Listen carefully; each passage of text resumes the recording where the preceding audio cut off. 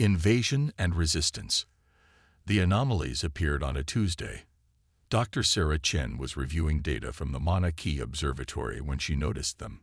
17 perfect spheres, each roughly 3 kilometers in diameter, decelerating as they approached Earth's orbit. No heat signatures, no radiation emissions, nothing that should have been possible according to the laws of physics as humanity understood them. Director Lawson needs to see this immediately, she told her assistant, her voice steady despite the cold dread spreading through her chest. Within hours, observatories worldwide confirmed the objects. Within days, the spheres positioned themselves strategically around the planet, one above every major population center. They hung there, silent and motionless, reflecting sunlight with mirror-like surfaces that occasionally rippled like disturbed water. Governments worldwide scrambled emergency sessions. Military forces went on high alert.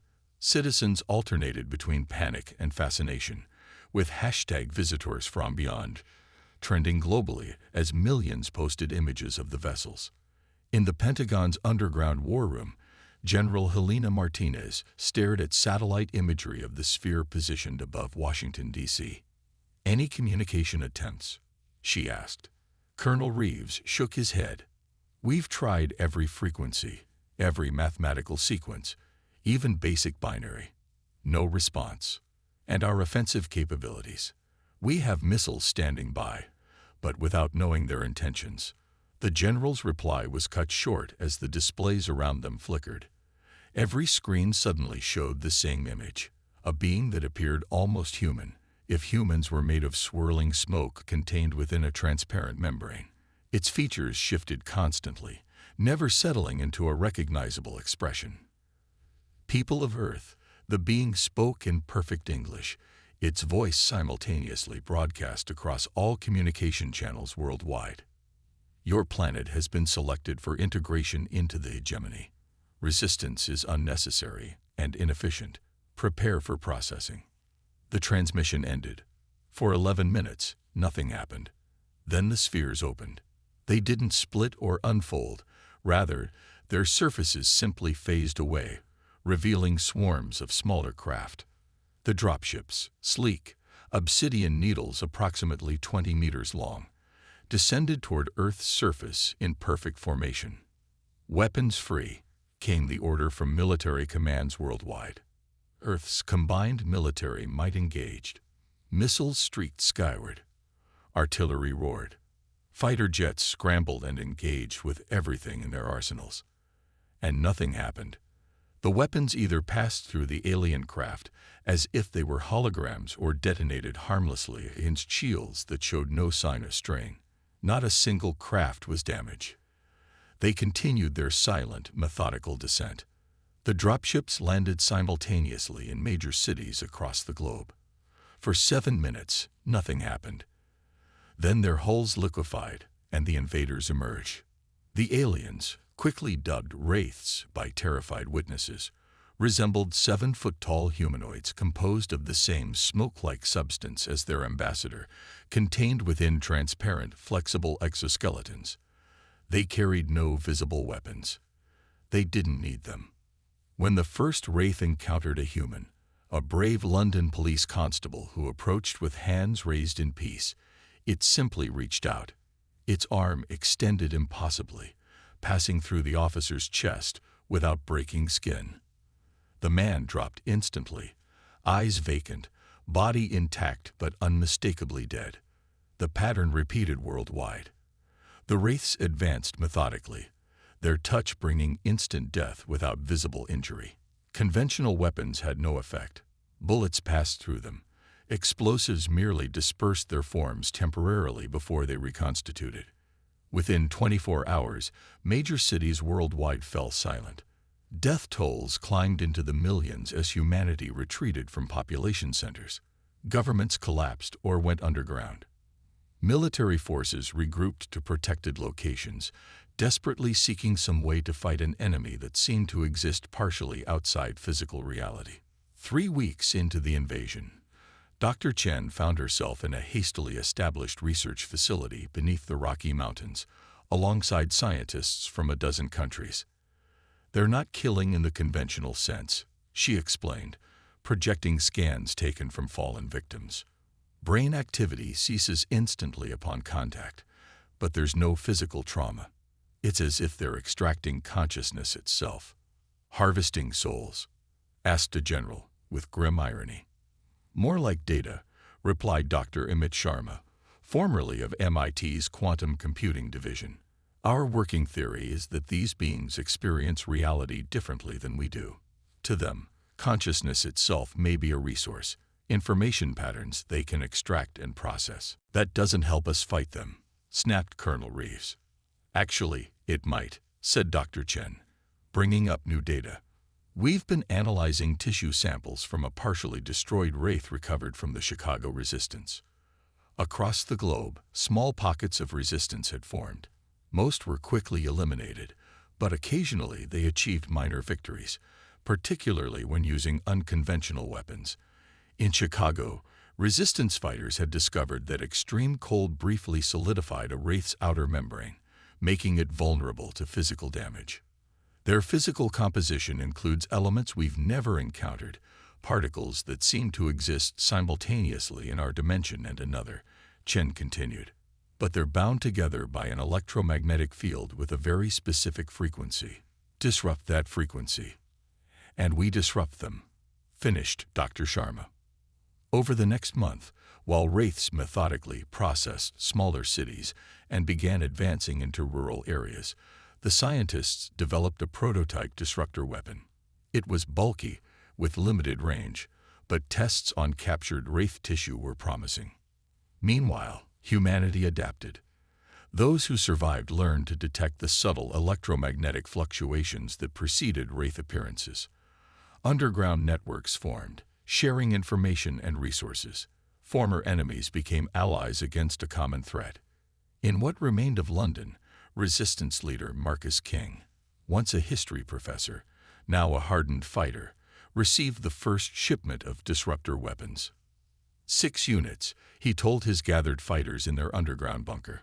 Heavy as hell, short range, and we got enough power cells for maybe 3 shots each. Better than nothing, said Zora, his second in command. King nodded grimly. We start small. Isolated patrols. Test the weapons, gather data, then report back. The eggheads need to know if these actually work in the field. That night, King led a team of 4 through London's abandoned streets. They moved silently, using handheld monitors to avoid wraith patrols. Near Hyde Park, they found their target, 2 wraiths gliding through the empty pathways. Remember, King whispered, close range. Wait for my signal. They positioned themselves carefully, 2 fighters with disruptors, 2 providing cover. When the wraiths drifted within 20 meters, King gave the signal. The disruptors emitted no visible beam, no sound, just a focused wave of electromagnetic energy at precisely the frequency to disrupt the aliens' quantum cohesion. The effect was immediate and horrifying. The wraiths convulsed, their smoky forms churning wildly within their membranes. The transparent exoskeletons bulged and contracted before suddenly crystallizing. Then, with a sound like shattering glass, both wraiths exploded into thousands of frozen shards that dissolved into nothing before hitting the ground. For a moment, no one moved. Then Zura broke the silence. It worked, she breathed. It bloody worked. Similar reports came in from other resistance cells. The disruptors weren't perfect. They required close range, drained quickly, and sometimes failed completely. But they provided something humanity desperately needed: hope. As the first prototype weapons were deployed, scientists worldwide worked furiously to refine the technology. In underground facilities and hidden laboratories, they developed smaller, more efficient disruptors. They created shields that could block the wraith's consciousness-draining touch. Most importantly, they began to understand their enemy. They're not invincible, Dr. Chen told the assembled military and resistance leaders 6 months into the invasion. They're vulnerable to specific electromagnetic frequencies. Extreme cold solidifies their outer membranes, and they struggle to maintain cohesion in environments with certain atmospheric compositions. Can we weaponize this knowledge? Asked General Martinez. We already are, replied Dr. Sharma, bringing up schematics. Disruptor technology is being miniaturized. Soon we'll have rifle-sized weapons, vehicle-mounted units with greater range. Eventually, area effect devices that can clear entire sectors. And what about their ships? Asked Colonel Reeves. They're spheres. Dr. Chen's expression tightened. That's more complicated. The spheres appear to use the same fundamental technology, but on a scale we can't yet counteract. However, she added, we've detected increased energy emissions from them recently. They're communicating more frequently with something beyond our solar system, calling for reinforcements, suggested someone. Or reporting difficulties, said Dr. Chen. Either way, time isn't on our side. We need to accelerate production of the disruptors and coordinate global resistance efforts. It's time to take back our planet. As the meeting concluded, Marcus King approached the scientists. When can my people expect the new weapons? 2 weeks for the first batch, replied Dr. Sharma. But we'll need your help testing something new as well. He lowered his voice. We've been studying the Wraith communication patterns. We think we might be able to track them back to their command and control center. King's eyes narrowed. You mean the sphere above London? Exactly, said Dr. Chen. If we can disrupt their communication network, we might confuse them long enough to gain a real advantage, finished King. As they discussed details, none of them noticed the slight fluctuation in the laboratory's power, a fluctuation that matched, precisely, the frequency of Wraith communications. None of them realized that the enemy was listening, analyzing, preparing to escalate a conflict they had expected to be a simple harvesting operation. The invasion was about to enter a new phase, and humanity was about to reveal just how terrifying it could be when fighting for survival. Counterattack and retribution. 8 months after the invasion began, humanity launched its first coordinated counteroffensive. The resistance had grown from scattered cells into an organized global force. Military remnants combined with civilian fighters, equipped with mass-produced disruptor weapons and protected by portable shield generators that could block the Wraith's deadly touch. Marcus King stood on a rooftop overlooking what remained of London, surveying his fighters as they prepared for their role in Operation Thunderstrike. Everyone clear on the objective? He asked Zara, who was checking her disruptor rifle, a far cry from the bulky prototype they'd first tested. Crystal, she replied. We keep the Wraiths occupied on the ground while the science team deploys the communication disruptor. If it works, we push toward the landing zone and secure a perimeter. King nodded. Similar operations were launching simultaneously in 27 major cities worldwide. It was humanity's biggest gamble yet, and their best chance to gain a meaningful foothold. At precisely 300 hours, the attack began. Resistance fighters emerged from underground bunkers and hidden bases, engaging Wraith patrols with coordinated precision. The aliens, accustomed to effortless victory, found themselves facing an enemy that could now fight back effectively. In London, Kane led his team through fierce combat. The new disruptor rifles worked better than expected, their focused beams causing Wraiths to crystallize and shatter at ranges up to 50 meters. But the aliens adapted quickly, moving more erratically, using buildings and debris for cover. They're learning, King grunted, ducking behind a collapsed wall as a Wraith patrol returned fire with weapons of their own. Devices that fired pulses of the same consciousness-draining energy they delivered through touch. Scientific team is in position, Zara reported through her comm unit. They need 10 more minutes to calibrate the disruptor. They've got 5, King replied, eyeing a swarm of dropships descending from the sphere above. Reinforcements incoming. Across the city, similar reports came in. The Wraiths were responding with unexpected coordination, deploying new tactics and technologies. What had been planned as a swift strike was becoming a grueling battle of attrition. Then, without warning, every electronic device in London flickered. For 3 seconds, all power, from weapon systems to communication devices, failed completely. When systems came back online, Dr. Chen's voice crackled over all resistance frequencies. Communication disruptor activated. All spheres showing disrupted energy patterns. Push to your objectives now. The effect on the Wraiths was immediate and dramatic. Their coordinated movements became chaotic. Dropships veered off course, some colliding with buildings. Ground forces scattered, their tactics dissolving into disorganized individual actions. Now, King ordered, everyone push to the landing zone. Similar advances occurred worldwide as human forces exploited the aliens' confusion. For the first time since the invasion began, humanity gained significant ground. Landing zones were secured, key infrastructure was reclaimed, and in several locations, including London, teams managed to capture intact alien technology. Dr. Sharma led the scientific team examining the captured dropship in London's secure underground facility. It's beyond anything we've imagined, he told Dr. Chen and the military leadership. Their propulsion system appears to bend space-time itself. Their power source taps into what can only be described as dark energy. But most importantly, he pointed to a crystalline structure at the ship's core. This appears to be their navigation and communication system. It contains coordinates, lots of them. Can we use it? Asked General Martinez. Already have, replied Sharma. We've identified their home system. More importantly, we've decrypted enough of their language to understand their mission parameters. Dr. Chen stepped forward. They call themselves the Voidborn.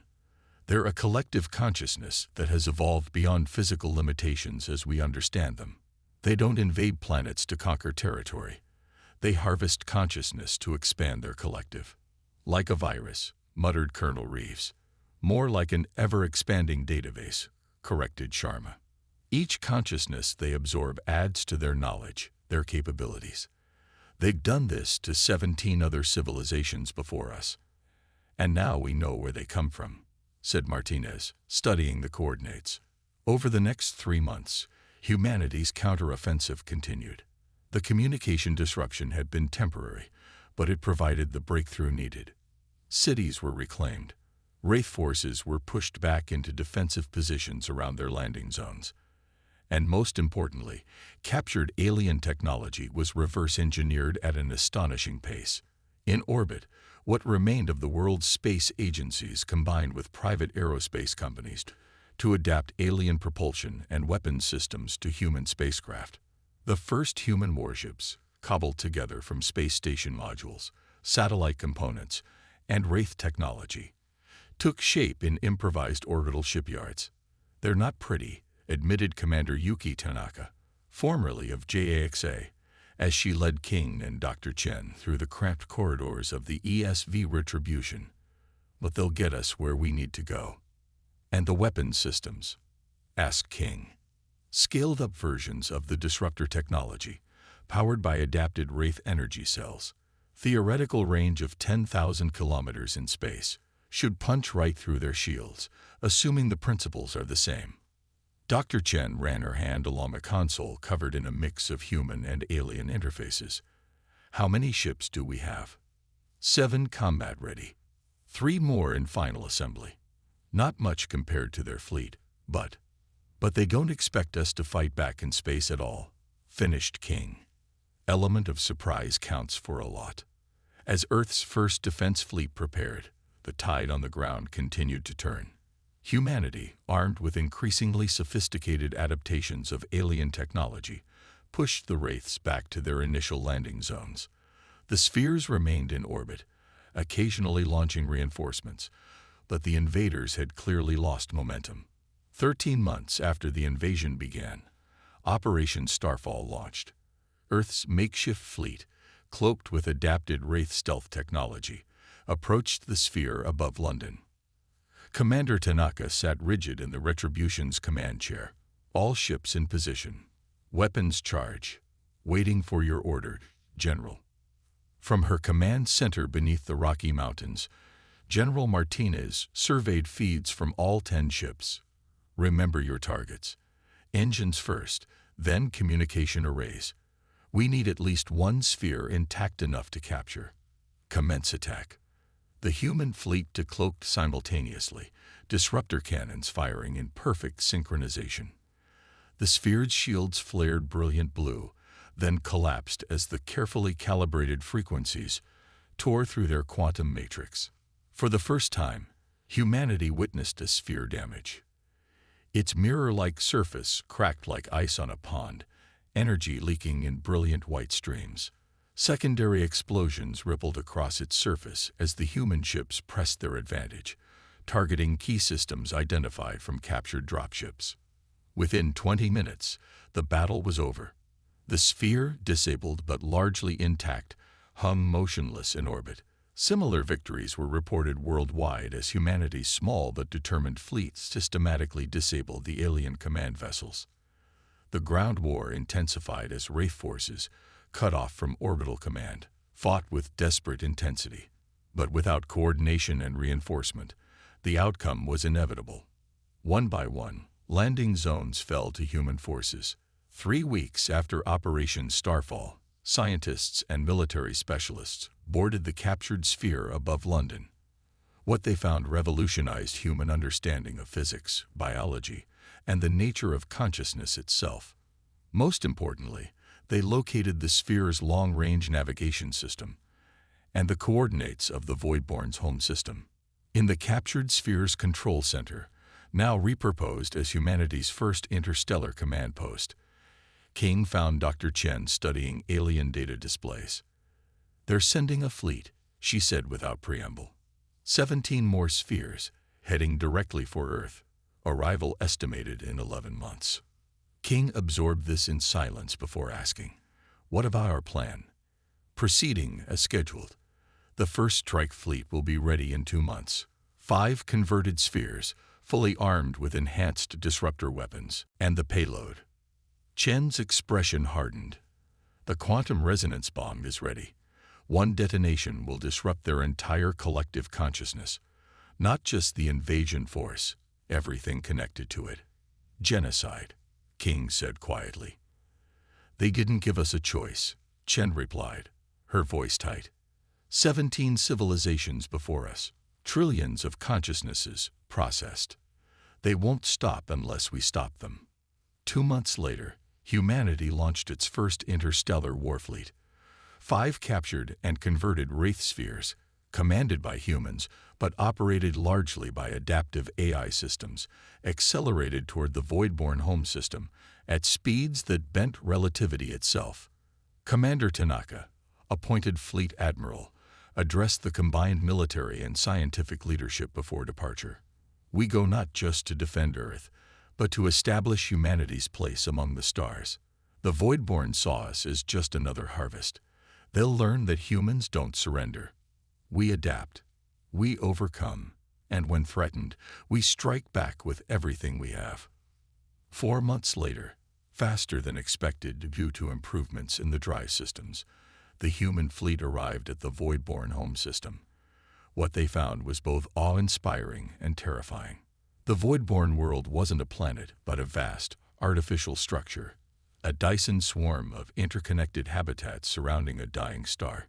Each habitat pulsed with the same smoky energy that composed Wraith bodies, suggesting a civilization that had transcended physical form entirely. Energy signatures indicate this is the central node of their collective consciousness, reported Dr. Sharma, monitoring from Earth via the fleet's faster-than-light communications. "The quantum resonance bomb will disrupt their entire network." "Any sign they've detected us?" asked General Martinez. "Negative. Our stealth systems are holding. We're positioned optimally for deployment." There was a long moment of silence as the implications hung in the air. One command would end an entire civilization, one that had shown humanity no mercy, that had harvested 17 other species before attempting Earth. "We have alternatives," King reminded them. The targeted disruption could disable their interstellar capabilities without full extinction, and leave them to rebuild, to come back stronger. Countered Colonel Reeves. "They attacked us without provocation. They killed millions of our people. Dr. Chen studied the data streams, her expression conflicted. There's something else. I'm detecting communication patterns consistent with other species. I think, she paused, rechecking her analysis. I think the consciousnesses they've harvested are still intact within their network. Not dead. Stored. This revelation changed everything. What had been planned as a retributive strike became a complex rescue operation. Over the next 2 weeks, the fleet deployed targeted disruption fields, isolating sections of the Voidborn network and extracting data that contained the stored consciousnesses of harvested civilizations. When the Voidborn finally detected the human presence, their response was not aggression but communication. A signal reached the fleet, then Earth itself, a complex quantum transmission that resolved into something resembling human language. You have surpassed parameters. The message stated, no harvested species has previously achieved counter-infiltration. Protocol requires reassessment. The communication opened a dialogue that revealed unsettling truths. The Voidborn were ancient, millions of years old, and had evolved beyond individual consciousness. They perceived existence differently, viewing discrete consciousnesses as inefficient and primitive. Their harvesting wasn't malicious in their understanding, merely the natural progression of bringing lesser beings into their collective. Humanity's resistance had forced them to confront something they hadn't experienced in eons: failure. A species that refused to be harvested, that fought back effectively, that pursued them across interstellar distances to their home system. The negotiations were complex and often incomprehensible, conducted across vast differences in perception and values. But eventually, terms were reached. The Voidborn would release all harvested consciousnesses, those that could be restored to physical forms, and those that required new bodies or virtual environments. They would withdraw from Earth and establish a boundary in space that neither species would cross. Most importantly, they would acknowledge humanity's sovereignty and right to exist independently, a concession they had never before granted to any species. As the human fleet prepared to return to Earth, bringing with them the stored consciousnesses of 17 civilizations and technologies beyond imagination, Admiral Tanaka addressed her crew. Today marks the beginning of a new chapter for humanity. We came seeking retribution but found something more valuable: our place in a universe far stranger and more diverse than we ever imagined. We have proven that humanity will not be subjugated or harvested. We have established ourselves as a force to be respected among the stars. On Earth, as news of the agreement spread, celebrations erupted across a planet still rebuilding from invasion. Humanity had not merely survived. It had emerged transformed, unified, and ready to assume its place among interstellar civilizations. In what had once been London's Trafalgar Square, now a memorial to those lost in the invasion, Marcus King stood beside Dr. Chen, watching citizens gather around holographic displays showing the returning fleet. "Do you think they'll honor the agreement?" he asked. Chen considered this. They're so alien in their thinking that concepts like honor may not apply. But they understand consequence now.